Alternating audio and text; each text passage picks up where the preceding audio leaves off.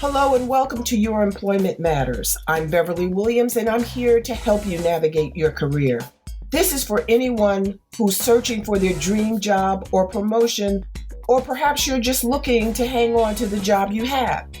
Today's work environments are multi-generational, multi-religious, multinational, multiracial, and multi-gender identity.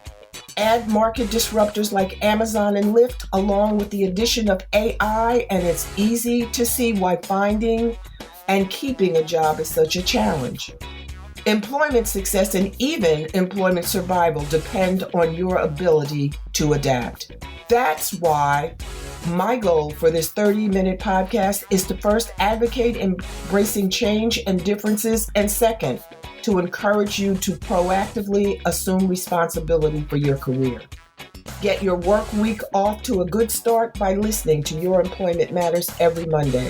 Find out how to own your career and get the best practices for making your employment matter. Hello, I'm Beverly Williams, author of Get the Job Done, an employment advice book for people of all ages. I invite you to begin your work week or workday with me and anyone else who joins me to discuss career and workplace issues. I'm a multifaceted labor and employment attorney who is a cross between Judge Judy, Whoopi Goldberg, and Jean Chatzky. As a person connected to employment trends and developments, I continuously listen to and advise millennials, Gen Xers, boomers, and others. Get the Job Done and this podcast are designed to empower listeners and readers to become the most successful job candidates or employees they can be. There was a time when people went to school, got a job, and kept that job for life, or got another job without a problem, but no longer. There is what I call now the new employment reality. Now that it isn't as easy as it once was to get hired, it's up to job seekers to position themselves to land a job by distinguishing themselves from the competition. Differentiating yourself isn't enough. You've got to shine. You've got to distinguish yourself. I intend to promote discussion and provoke change about how people view, among other things, their careers and workplace environments. The disappearance of job security and workplace civility, the need to proactively manage careers, and how and when to look for employment are just a few examples of the areas this podcast will explore. I'll ask and answer questions and invite knowledgeable, experienced individuals to share their opinions and suggestions with people of all ages, regardless of their generational, demographic, or sexual identity or sexual expression, who need and want the information.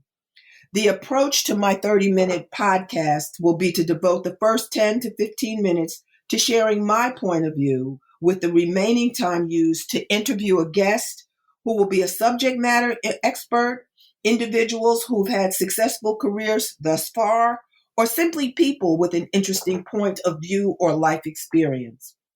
My goal is to provide useful information for your employment journey, to put you in a position and state of mind that allows you to consider, if not accept, the information and advice offered. Of course, the definition of a successful career varies from person to person. My hope is that this podcast will give you the necessary information and tools that empower you to achieve the level of success you choose and beyond. Today, I'm going to share with you a template to consider using to develop your personal career strategy. For various reasons, I watch and listen to a lot of sports media, especially football. I don't have a favorite team. I have favorite athletes and favorite sports media personalities. In the interest of full disclosure, I don't watch the games because they're too exciting and the outcomes can change in a nanosecond. I can't stand the roller coaster up and down. I don't like surprises. Consequently, I'm quite content to learn the outcome at the end of the games by watching the highlights. Now, to my surprise, I found sports media very educational. Again, in the interest of full disclosure, I'm a huge LeBron James fan. Whether you are or not, consider this. Thanks to LeBron James, the new employment reality has now arrived on the doorstep of the National Basketball Association. Today, we'll focus on LeBron's career strategy. LeBron's departure from the Cleveland Cavaliers for the Miami Heat in July 2010 is a template for how to manage a career. Set goals, multiple NBA championships. That was one of his goals. 2, perform at the highest level. Everyone knows that LeBron performs at the highest level. 3, allow a reasonable time within which to achieve these goals. He stayed in Cleveland for 7 seasons.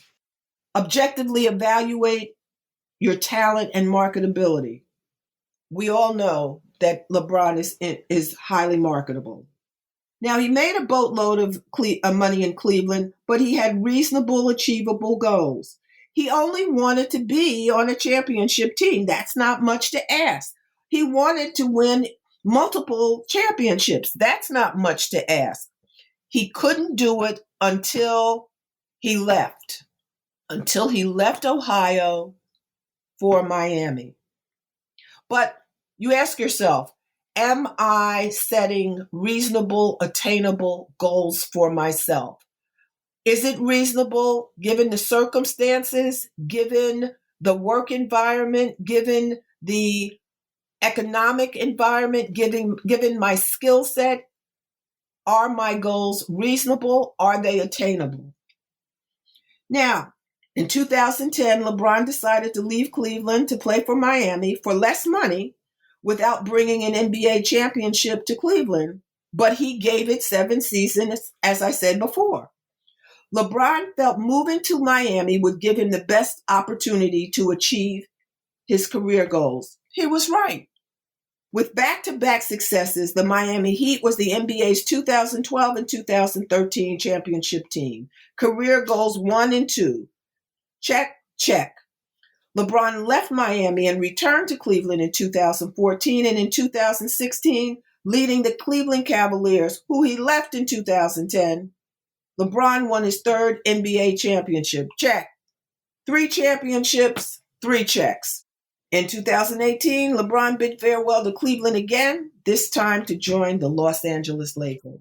One of the things you need to pay attention to is that LeBron realized that he couldn't get what he wanted. He couldn't achieve his goals where he was. He had to leave. There may be reasons you can't leave. And if they're insurmountable reasons, then you accept that. If they're not insurmountable, you try to work around that. Try to find a way to get what you want, given your limitation. Now, don't get it twisted. Make no mistake, LeBron's approach won't work for everyone. Don't delude yourself about your talents and marketability. An objective assessment of your on-the-job performance is critical. Family and friends, by definition, are not objective. Don't overestimate your value on the open market, but ask yourself objectively and honestly, am I in the position to create a new employment reality for myself? Remember, you have to eat, pay rent, and be responsible for other adult things. Don't overplay your hand. Admittedly, people of all ages overplay their hands. Please, don't be one of them. Today, we're going to discuss how to transition from job to job throughout your career. My guest today is Alexis Jones. Alexis has an undergraduate degree from the University of Virginia and a master's degree from Syracuse University's Newhouse School of Journalism. She currently works for the Hearst Corporation in New York City, where she is an assistant editor on Hearst's Women's Health magazine. In the interest of full disclosure, Alexis is my godchild, which means that I've known her since she came into the world. Through her work ethic and tenacity, Alexis has demonstrated her commitment to becoming successful in her chosen career, journalism. I'll let her tell you how she defines success for herself personally and her career as a professional. Welcome, my dear Alexis. Thanks, Godmother. Thank you so much for having me on today. I'm so excited to have this conversation with you. And I'm excited to continue our talks because we talk often. Now, Lex, you majored in journalism in college. How did you decide on journalism as a career? It's funny though, because I started out in pre med. I thought that I wanted to be a pediatrician. And I had done everything I needed to do to go down that path. I had gone to pre med camp at Harvard in eighth grade. I had learned how to suture. I had studied up. I was like taking pre MCAT classes. I was ready to do it. And then I got to UVA and I realized that I wasn't as passionate as everyone else in my biology and chemistry classes. And I kind of just had a moment to myself where I was like, what is this that I really like about being a doctor, the thought about being the doctor? And it was really about helping people. And then I realized that there was something else I could do to help people, and that was journalism. And because what journalism is, it's really answering, questions that people have, and when it all boils down to, and that's what I really wanted to do. And I joined the Cavalier Daily, which was UVA's school newspaper, and I started as a beginner staff writer on the arts and entertainment section. And I did concert reviews and movie reviews and album reviews. And that was interesting to me because I was always infatuated with pop culture and news. And so that was something that I decided to take a crack at. And then I rose to a senior writer by the end of my time there at UVA. And I realized that journalism was something that I could do as a profession. We didn't have it as a major, but we had an English major. And I connected with a professor named Wyatt Andrews, who was a pretty well-known newscaster for CBS for several years. And he was teaching a broadcast journalism class. And I had never been on camera before in that sense, but he thought that, I might be good at it. So I decided to take his class, and he threw us into it. The first day one, he said, he had a little meme up on the screen, and it was someone drowning in a pool. And he said, this is my class. This is essentially what my class is. Either you will float or you will drown. I'm going to send you out there and you have to get the stories, and you don't really have an option, because if you don't get the story, then you're going to fail. And on one hand, that scared me, but on the other hand, it really excited me. And I realized that there was something that really interested me in capturing other people's stories. And so I changed my major to English and Media Studies. And I fell in love with journalism from that broadcast journalism class and with writing at the Cavalier Daily. And then I got an internship for the American Society of Magazine Editors. I had never heard of this before, but my friend, Aman, at the time, she saw a flyer on one of our school's post-it boards, and she said, "Listen, I saw this flyer for this American Society magazine editors. I think it's a big deal, and you should apply." I applied. I did some research. It turns out this is a huge society, and many of the world's greatest editors have been a part of it. And I applied to the program, and I got the internship in the summer of 2016. And we were all the students who applied and got accepted were housed at NYU for the summer, and we were placed at different magazines. And our choices were between Essence and People, The Knot, Reader's Digest, a bunch of magazines and national, global publications. And so I got placed at The Knot the summer of 2016, the wedding magazine. And I worked so hard to be a stellar intern while I was there. I was writing 2 to 3 pieces a day. I ended up running the internship program.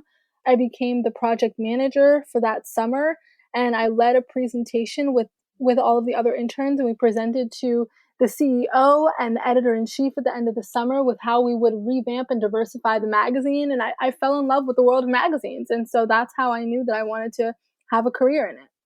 Well, how did you decide which schools to attend? I mean, if you didn't know that you wanted to focus on journalism as a Mhm. career, how did you know that UVA might be a good fit for you? And then subsequently, the Newhouse School of Journalism, which is renowned, it has a global reputation for journalism. Yeah. For UVA, when I applied there, I had 6 schools that I was kind of looking at. I had gotten into UVA, William and Mary, where else? University of Delaware, University of Maryland, and I think two others. But I was deciding at the end of the day between UVA and William and Mary. Those were two really great schools.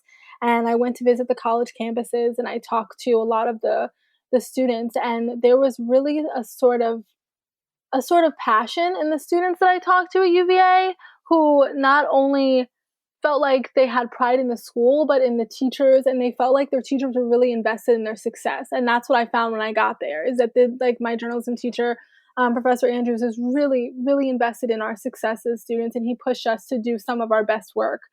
All of my English teachers there, they didn't give out sympathy grades. They were pushing our essays to be the best that they could be. They were always willing to stay afterwards and give feedback and kind of like tweak them so that we would be proud of our work and not just, throw something together. So I think it was just the way that the students at UVA talked about their professors and how invested they were. And then for journalism school, once I graduated or was nearing graduation at UVA, I knew that I wanted to go to graduate school because I had taken broadcast journalism class, but that was my only one real class in actual journalism.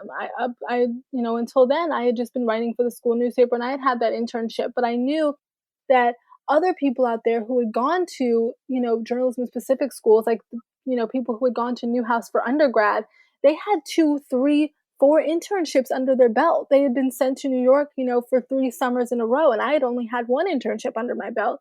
And I didn't have the technical experience that I think that I wanted, because I knew from my broadcast journalism class that you could no longer just be a writer or a video person. It was really that you had to be a multimedia journalist. And I knew that I wanted to gain more skills. So I applied to several journalism schools, including NYU and Berkeley and Newhouse School of Publications. And I got into all of them. But when I went to visit, again, it was the professors. I met Professor Cheshire, Melissa Cheshire, who was there, and she just talked so greatly about the school. And I met a lot of her students who had gone on to be successful and write for the Washington Post and write for Cosmo and Harper's Bazaar. And I met those students, and they were inspiring and said that they had really learned so much at Newhouse. I got to see the facilities that they have. They have an amazing editing room where we can go in and edit footage, and it's just the resources there are amazing, and also the network there. I don't think I've gone to, in my career today, I don't think I've gone to any event and not met someone who went to Newhouse or knew someone who, went to Newhouse. And at Hearst, there are so many Newhouse graduates. The network is so expansive. So I think that's also something that drew me to the school.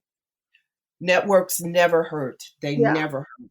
While you were in college, both in undergraduate and graduate school, I know that you did things to further your profile, Mhm. shall we say. Tell the listeners the things that you did separate and apart from attending class and working on the newspaper. Yeah. It was an all-in thing. Once I decided that I was going to pursue journalism fully, I went and I made sure that I was, staying after class and learning the techniques. I was in the editing room for hours. I took on a podcast. I managed a podcast for a while because I wanted to diversify my talents. So I managed this podcast called Working Syracuse, and we interviewed a bunch of blue collar workers in the area and kind of talked to them about what makes their job special, and what working in Syracuse in particular, why Syracuse is such a special place for them, because it is an interesting place to be in the sense that it is one of the most populated but also poverty stricken areas of New York. And there are a lot of immigrants there from all over. And some of our subjects were immigrants and had come here and had wonderful stories to tell. So I really kind of immersed myself in extracurricular activities outside of just writing for the newspaper. I also decided to become the front of book editor for one of the school magazines that they had there, and I threw myself into that. It was just a lot of different things at once, and I said yes to everything. If someone said, "Hey Alexis, do you want to help me film this thing for my after school project?" Yeah, sure, I'll do it. Do you want to help me write this? Yeah, I'll do it, because I wanted to get as much experience as I could. When my friend and I, we love magazines because we went to grad school, but we found out that Teen Vogue was hosting an event in New York, but we were in Syracuse, which is, 7 hours away.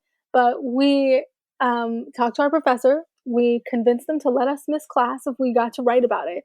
And we managed to get on a bus, drive, get on the Greyhound, ride 7 hours, get to New York City. We printed business cards. We didn't have business cards before we went. We went to Staples, ran to Staples, printed business cards so we wouldn't look silly because we were going to be in front of a bunch of Teen Vogue editors. We printed 100 business cards. My friend and I gave out at least 40 that night.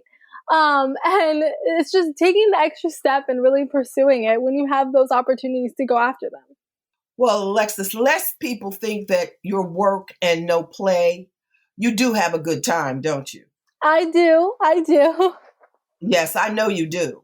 I don't want them to think that you're toiling in the vineyards all day and all night. Yes. Listeners, she works hard. She works harder than most people I know, but she does have a good time. I know that for a fact. Yes, I also love to travel. I we One of my recent trips, we went to Turks and Caicos. We went to Greece last year. I love traveling. I think it's so important, and there are so many other stories to be told when you go across the world too. But yeah, I have fun too. You've been to Haiti. Yes, I've been to Haiti. I went to Okay. Haiti last Christmas or the Christmas before that, I believe. It was an amazing experience. That is a completely different environment and world and community of people, and it was incredible to go there. Tell us a bit about any of the challenges that you've encountered on your journey thus far. Professionally or just in life in general? Whatever you choose. Yeah, I think that, just in life in general, I grew up a pretty shy kid. Godmother can attest to that. As a baby, I was not so shy, but once I got to, elementary school, I was a little bit of a shy kid. I didn't really have a voice. I didn't really speak up for myself, and I think writing kind of really helped me find my voice and helped me tell other people's story and give other people a voice that their stories wouldn't have been told or they never would have been heard before. And so that's something that really also drew me to writing. But also growing up, I grew up with a mom who has a disability, and that can be very stressful for a kid. And I wrote about this in Women's Health in the March issue, but I also grew up with a disability of my own. I grew up with cerebral palsy and not knowing that I had it.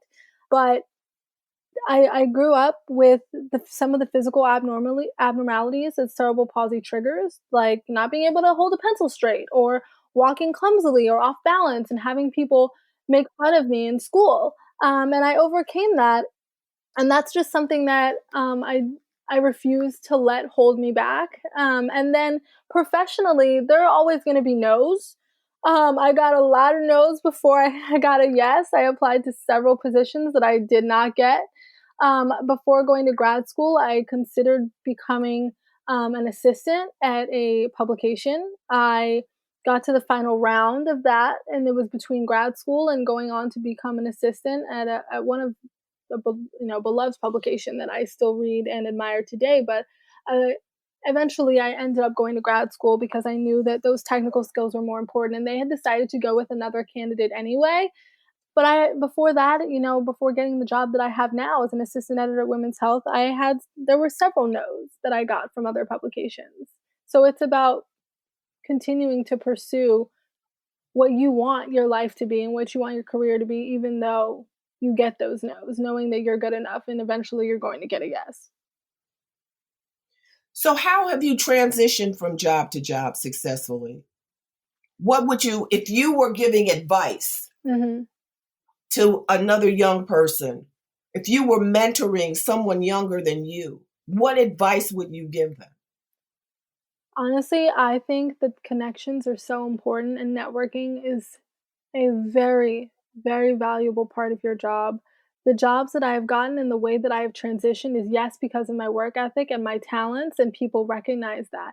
But it's also letting people and getting to know people who are looking at you and saying, hey, that girl Alexis that I met for coffee that one time, I've been reading her stuff since she got here, and it's been getting so much better, and she's been writing and getting even bigger features and X, Y, and Z. I think she'd really be good for this next position. You want people who will fight for you and who will vouch for you and who are ultimately talking about you in rooms that you're not even in and talking well about you in rooms that you're not even in, because maybe you're not in that room yet, but that's the room you eventually want to be in. You want to be in the room of editor-in-chiefs, or you want to be in the room of CEOs who are saying, hey, that lower level staffer who's on my team, she's incredible. And so making that good impression and really making valuable connections with people, I think, has gotten me very far. I started out as an editorial fellow for Redbook and Women's Day as a digital fellow out of grad school. And I made a really great connection there with, yes, my direct boss, but also with the executive director of content strategy, who was there and overseeing Good Housekeeping and Redbook and Women's Day at the time, and the digital strategy behind those websites. And it was actually her that decided that I would be, good for a different position. And she recommended me for an editorial administrative assistant position to herself and also to the vice president of content. So she, talked me up to the vice president of content and had said, I think there's this really great girl. She's currently a fellow, but I think she would be a great editorial administrative assistant. She really is passionate about magazines and wants to get an inside look at the business too. And so she recommended this position to me and recommended me to the VP of content. I had an interview with her. I ended up getting that job. So I did that job for a year, a little over a year. And then when that job, I started to, master that, I made connections with all of the site editors at different sites at Hearst Magazines. I had coffee with, the site director of Marie Claire and Harper's Bazaar. And I had editors with at Prevention. And I had connections everywhere at that point, because I used the fact that I was close to the vice president of content and I was scheduling meetings for them all the time. I had interactions with these editors, so there was no reason why I couldn't say, hey, do you want to grab coffee? Actually, I'm also a writer. And so I ended up freelancing for Marie Claire and Harper's Bazaar while I was also assisting the vice president of content and the executive director of content strategy. And that ended up segueing into the current role that I have now as the assistant editor at Women's Health Magazine, which both of my former bosses recommended me for. Wow. I had a sense of what you were doing. Your mother tries to keep me up to date, but, I've always been concerned that you put a lot of pressure on yourself, but I also knew that you were having a good time while you were doing it, Mm-hmm. and you had outside social outlets that were keeping you grounded, and outlets to have fun with people that you cared about and who cared about you. Absolutely. Yeah. Now, you've talked about some of the challenges that you've had in your personal and professional situations, career and otherwise. Is there anything in retrospect? You're young, so you haven't had a long professional life. But when you look back, is there anything that you would do differently if you had the opportunity to change the decision you made? No, not at this point. I think that everything I've done so far has led me to where I am now. I do think maybe, and this probably also has to do with me being hard on myself and getting over that sort of shy person that I once was. But maybe I could have been even more friendly and reached out to more people earlier, because I have kids who are in high school who are reaching out to me now and saying, "Hey, I saw that article you wrote and I was really inspired by it." And so maybe I wish I had been bolder even then and reaching out to those people that I admire and look up to, because they are doing that and they're starting early, and I really commend them for those kids who know what they want and they're passionate about it, and they're saying, hey, what's the worst that could happen? I reach out to this person and she doesn't answer. And so I try to take meetings with those kids who are bold, and they're high school seniors, or they're college freshmen or sophomores, and they're reaching out and they're saying, hey, I got this girl and she reached out and said, I'm going to be in New York and I really love Women's Health Magazine and I would love to just meet with you for 5 minutes. Do you have 5 minutes? And yeah, sure, I have 5 minutes. And I met with her and we had coffee, lasted 30 minutes, but she was great. And I would 100%, you know, recommend her for a fellowship in the future. We talked and she was passionate and she told me what she wanted to do and why she wanted to be in magazines. So I think, yeah, maybe just being bolder earlier on. Well, I think especially because of what I call the new employment reality, that employment just isn't the way it used to be. People will not have the same job for 30 years and then move out to retirement. They're Exactly. going through transitions that are necessary from job to job, industry to industry, town to town, state to state, even country to country. Yeah. And we're going to need to start training and educating our young people at earlier ages to think about not what they want to be when they grow up, but how many things can they think of that they'd like to be when they grow up. Mhm. Because multiple income streams, changing, being able, as you as I said in the beginning, to transition from job to job throughout a lifetime Yeah. is going to be necessary because technology has changed things. And if you hearken back to the Industrial Revolution, we went from an agrarian society to an industrial society. Mhm. And we're making the transition to and through a technological society. This is the way the world works. And we have to encourage, to your point, we have to encourage young people to start early, to talk to people, to make a connection. And as I said earlier in this podcast, it may require that you step outside your comfort zone. Exactly. And if it wasn't in this podcast, it was in another podcast I recorded today. Everyone, to your point, Alexis, doesn't have the self confidence or the sure footedness to approach strangers who may say no or ignore them or reject their proposal. Mhm. But it doesn't hurt to ask. You won't get anything if you don't ask. And another thing going off of that, when I was applying to jobs at first, I realized that I was just sending in the applications and waiting for someone to contact me. But I've now learned that you should really find the hiring manager, and there's a way you can do your research and find out who exactly is hiring for that position and reach out to them directly and say, "Hello, Mrs. or Miss Ashley, so and so, whatever the person's name is. I recently applied to this role. I'm really interested in the position. Here's why. I'd love for you to take look at my resume and application that I just submitted yesterday." If you just let it sit there in the portal filled with hundreds of applications, they may never even see yours. But I found that the jobs that I've gotten interviews for and some of the others that I've gotten to the final round for, it's because I reached out to a person directly.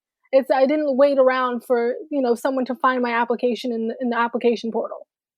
I tell you, I'm in awe of the energy that you spend. I mean, seriously, you go get it. And you work. You do. You work hard. You know, Yeah. you're intelligent, you work hard, but you work like a dog. I tell your mother all the time. But I'm proud of you, and I know that the more you do, the further you'll go. And I'm just taking a back seat watching it. I have my popcorn. I'm waiting for the Alexis show. Hey, well, it's all from example. So Is there anything else you want to say to our listeners, Alexis, before we sign off?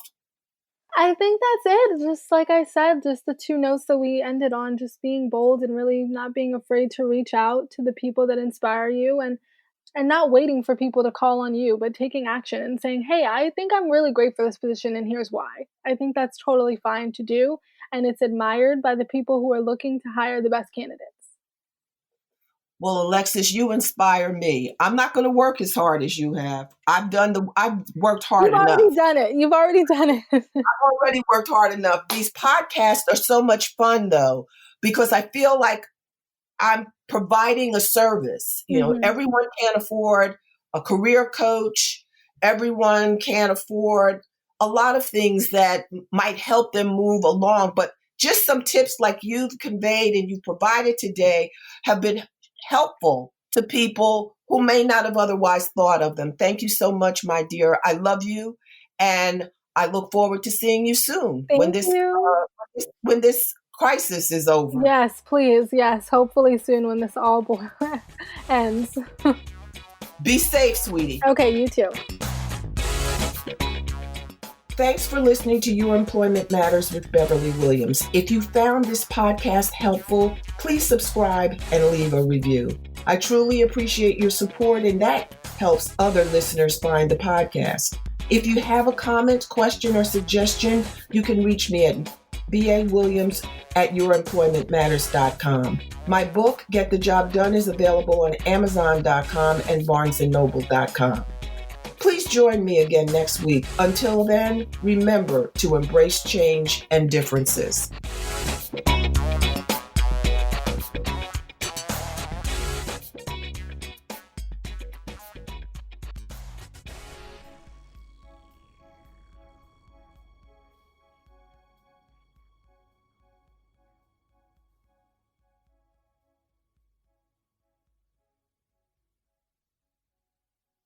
This podcast is part of the Sound Advice FM network.